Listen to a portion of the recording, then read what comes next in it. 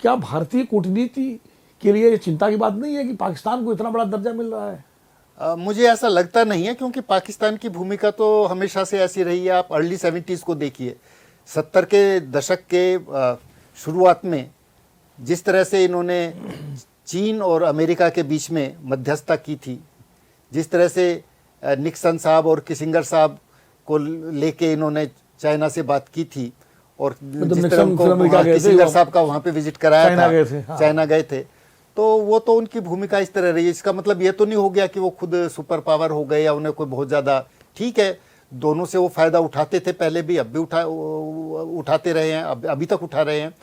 लेकिन वो हमें ये भी याद रखना चाहिए कि कभी कभी मध्यस्थ को मुंह की भी खानी पड़ती है, और बजाय फायदे के दीर्घकालीन नुकसान भी हो जाते हैं। ब्रोकर की भूमिका, ब्रोकर की, हाँ। तो उसमें ये ऐसा है कि हमें ये नहीं सोचना चाहिए कि वो इसलिए कर रहे हैं कि वो बहुत महत्वपूर्ण हो गए हैं।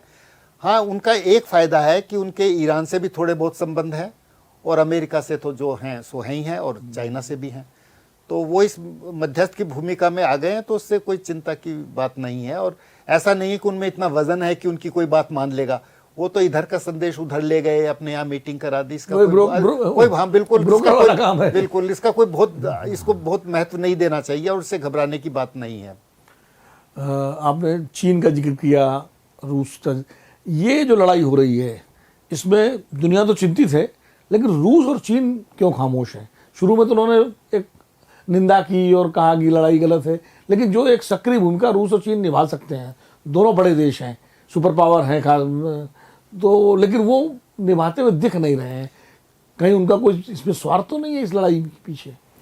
वेल, मैं आपसे इसमें जो आपने सवाल पूछा उसमें जवाब भी कहीं ना कहीं छुपा हुआ है। ऐसा है कि इस युद्ध में कोई भी परिणाम हो, सबसे बड़ा नुकसान अमेरिका को होने वाला है जी, और जो फायदा होने वाला है वो चीन और रूस को होने वाला है।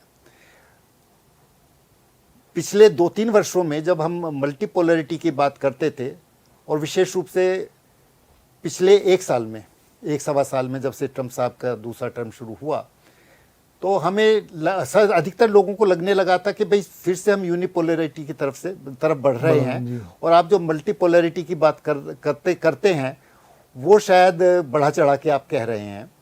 और जो अभी भी अमेरिका ही सरवाइव करेगा एज ए यूनिपोलर कंट्री, क्योंकि उधर रशिया यूक्रेन में फंसा हुआ था, और लोगों को ये अंदाज था कि जब ये जो ट्रेड वॉर अमेरिका ने शुरू किया है तो शायद चाइना भी कुछ दब जाएगा उससे, यद्यपि ऐसा हुआ नहीं।